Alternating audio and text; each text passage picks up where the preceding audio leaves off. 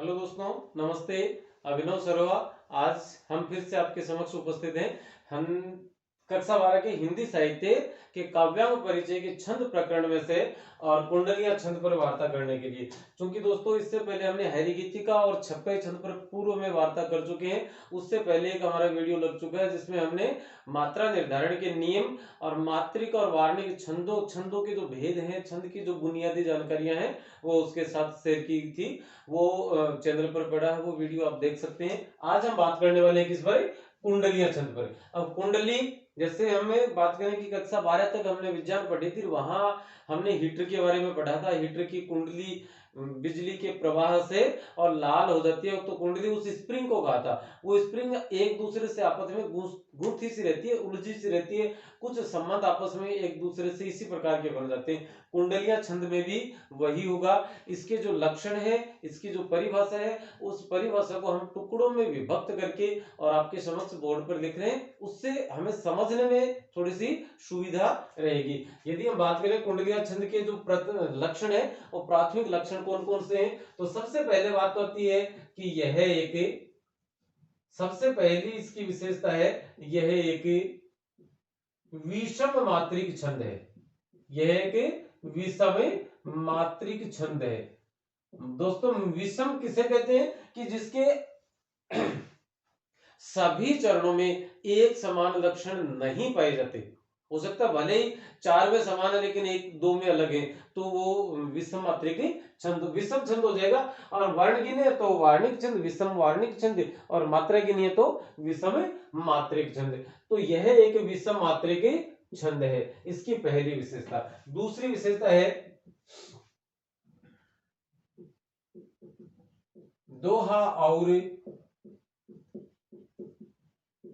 रोला छंद की या रोला छंद का मिश्रित रूप है। यह किसका रूप है? दोहा और रोला छंद का। दोहा पहले आएगा और रोला बाद में आएगा। अब देखिएगा, दोहे में 2 पंक्तियां होती हैं, रोला में 4 पंक्तियां होती हैं। तो 4 और 2 कुल मिलाकर कितनी पंक्तियां हो गई? 6 पंक्तियां। इसमें 6 पंक्तियां होती हैं। कितनी पंक्तियां होती हैं? 6 पंक्तियां होती हैं। प्रथम 2 पंक्तियों, प्रथम 2 पंक्तियों, और आप यहां लिखेंगे दोहा। प्रथम 2 पंक्तियों में, प्रथम 2 पंक्तियों में 24 मात्राएं होती हैं,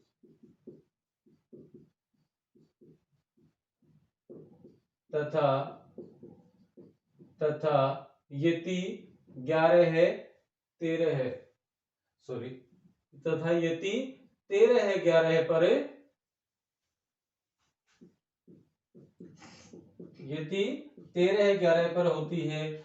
अगला इसका लक्षण है अंतिम 4 पंक्तियां, अंतिम 4 पंक्तियां, और 4 पंक्तियों के आगे आप लिखें कोष्ठक में रोला छंद। 4 पंक्तियों में, 4 पंक्तियों में 24 मात्राएं होती हैं,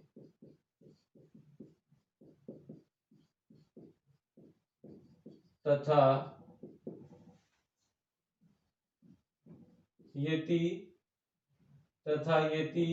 11 है 13 पर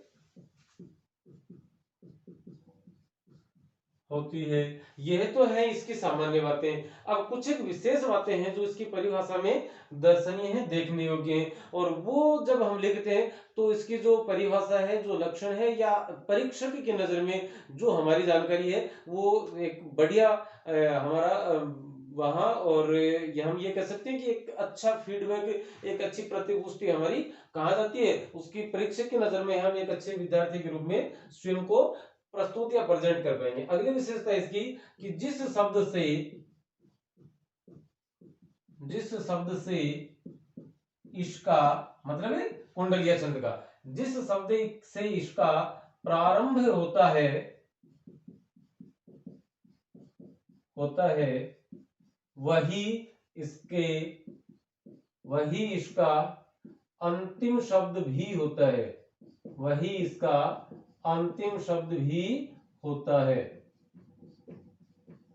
जो इसका प्रथम शब्द है वही क्या होगा, इसका अंतिम शब्द भी होगा। और एक और देखते हैं अभी हम, दोहे का चौथा चरण, दोहे का चौथा चरण रोला छंद का प्रथम चरण भी होता है। क्या होगा दोस्तों कि दोहा छंद है उसका जो चौथा चरण है वही क्या होगा, रोला छंद का प्रथम चरण भी होगा। हम देखेंगे कि प्रथम दो में कुल कितनी मात्राएं, 24 मात्राएं, अंतिम चार में मात्राओं की संख्या 24। लेकिन देखने वाली बात है, दर्शनीय बात जो है वह यह है कि प्रथम दो पंक्तियों में जो मात्राएं हैं वहां पर क्या होगी, यति 13 है 11 पर लगेगी। वहां यति कहां लगेगी, 13 है 11 पर लगेगी। 13 11 फिर 13 11, उसके बाद क्या होगा 11 13, और ये क्रम कितनी बार चलता जाएगा, 4 बार और चलता जाएगा। दूसरी एक बात ये भी हम लिख सकते हैं, हम देखें जैसे दोहे के प्रथम दो चरण ये आ गए, उसके बाद में ये रोला के 4 चरण आ जाएंगे। ये तो है दोहा, और ये 4 चरण क्या है, ये 4 पंक्तियां रोला की हैं। दोहे का जो प्रथम शब्द है वही इस रोला का अंतिम शब्द भी होगा, और ये कुंडली एक दूसरे को आपस में बांध कर रखने का काम करती है। ये शब्द हैं, ये इसकी विशेषताएं हैं, इसी वजह से इसका नाम कुंडली पड़ा है। क्या है कि प्रथम शब्द है वही इसका क्या होगा, अंतिम शब्द भी होगा। इसके अलावा हमने जो अंतिम लिखी है वो बात हाँ, कि दोहे का चौथा चरण, दोहा पहला चरण, दोहे का दूसरा चरण, दोहे का तीसरा चरण और दोहे का चौथा चरण, ये जो चरण है वह क्या करता है, वही दोहे का चौथा चरण रोला छंद का प्रथम चरण भी होता है। एक ये इसमें एक शर्त तो यह है कि प्रथम और अंतिम शब्द एक जैसे होते हैं, और दोहे का चौथा चरण और रोले का प्रथम चरण ये क्या होंगे, ये भी एक समान होंगे। और मात्राएं इनकी समान होती हैं, मात्राओं की अदला बदली होती है, 13 11 पर यति होती है, और अंतिम चार में 11 13 पर यति होती है। तो इसलिए इसे क्या माना जाता है, इसे कुंडलिया छंद के नाम से अभिहित किया जाता है। अभी आप इसका स्क्रीनशॉट लेना चाहें ले सकते हैं, उसके पश्चात हम इसके उदाहरण पर चर्चा करने वाले हैं।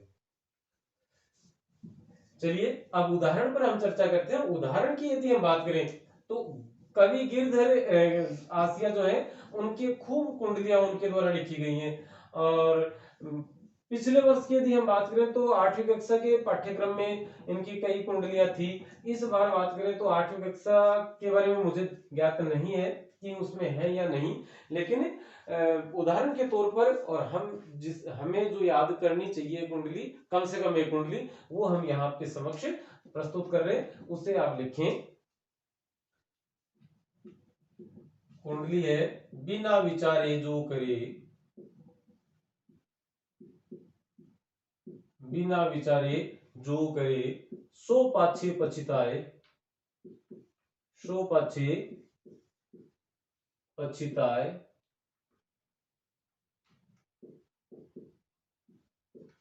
काम बिगारे आपनो, काम बिगारे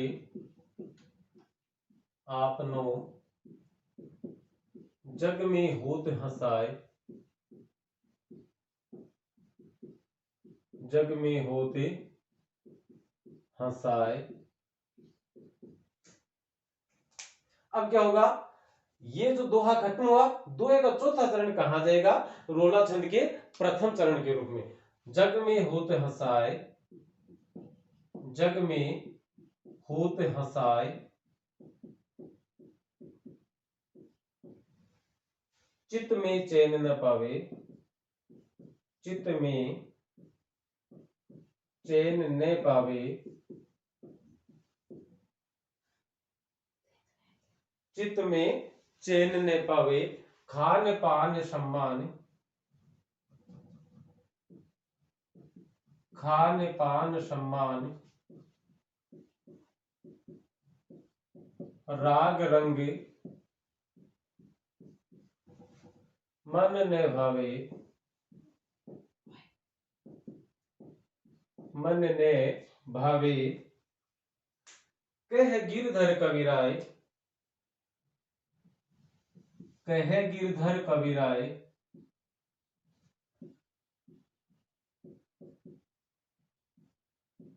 दुख कछु टारे न डरे,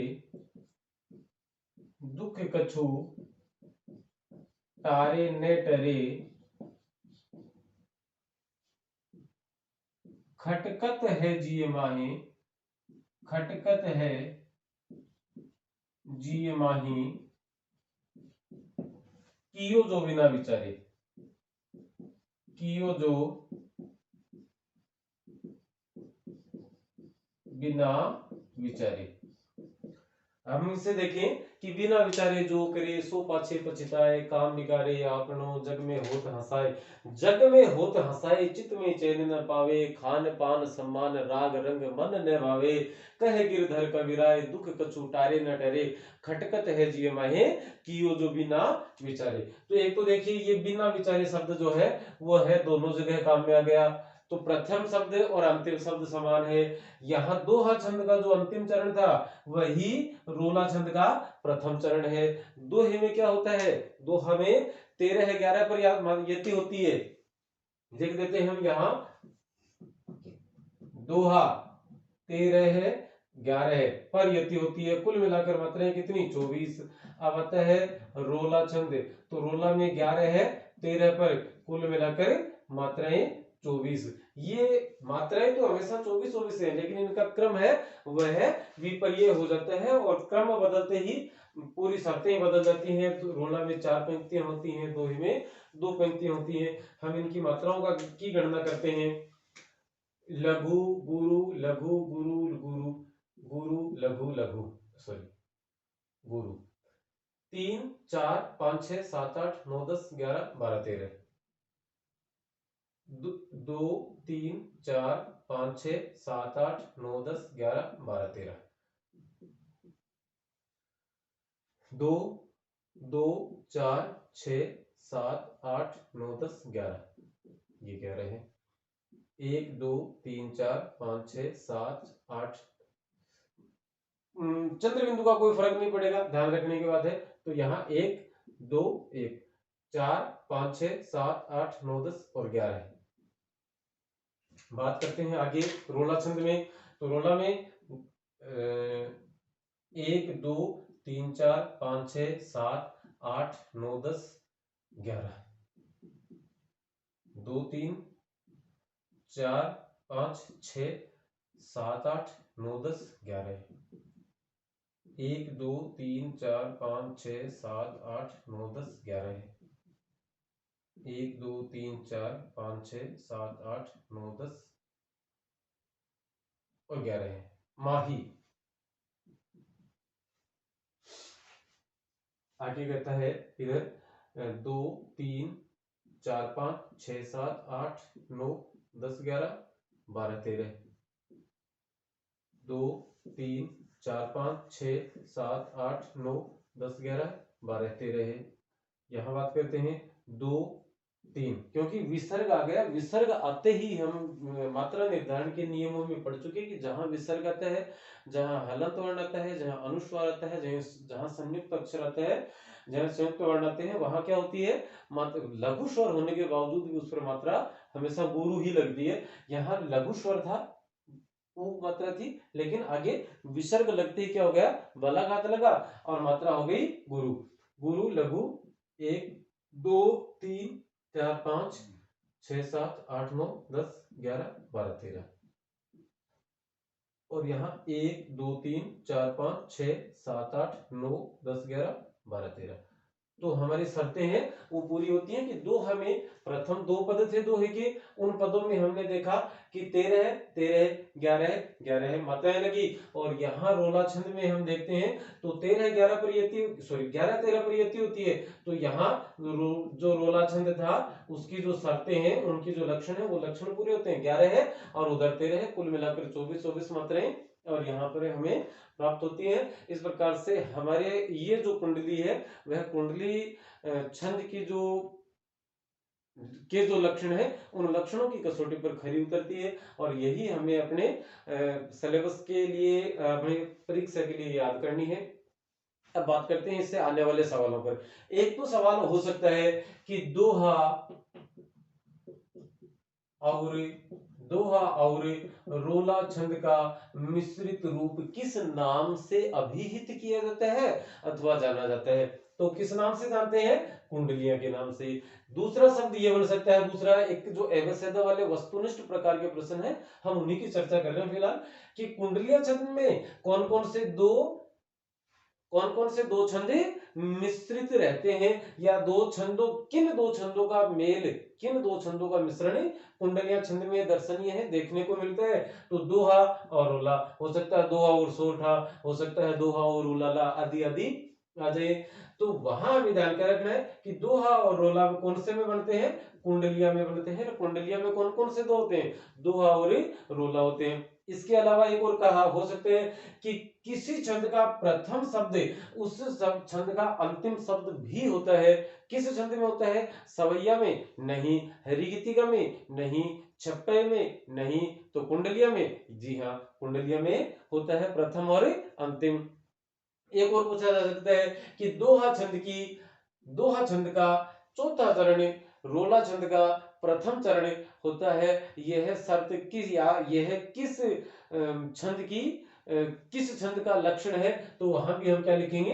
कुंडलिया छंद। ये तो हो गए अवश्यता वाले, यदि वहां पूछे जाते हैं तो। इसके अलावा बात आती है हमारा एक जो बड़ा प्रश्न आएगा, बड़े प्रश्न का उसका अंक वहां रहेगा 4 नंबर, और वहां कहेंगे कि अमुक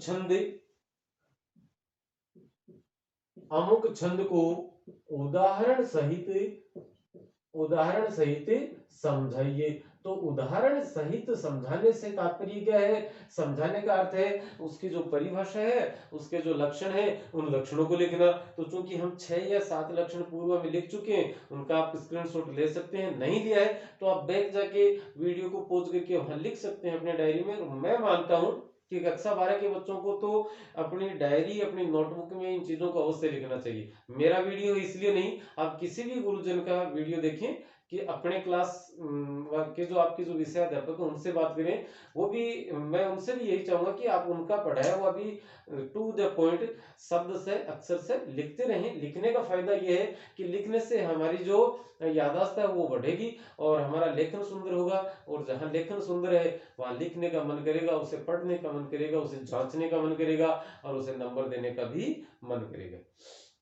तो आपकी राइटिंग अच्छी है तो लिखने के लिए आप स्वतः ही उत्सुक हो जाएंगे, ये एक बनी बनाई बात है। और याददाश्त भी बढ़ेगी।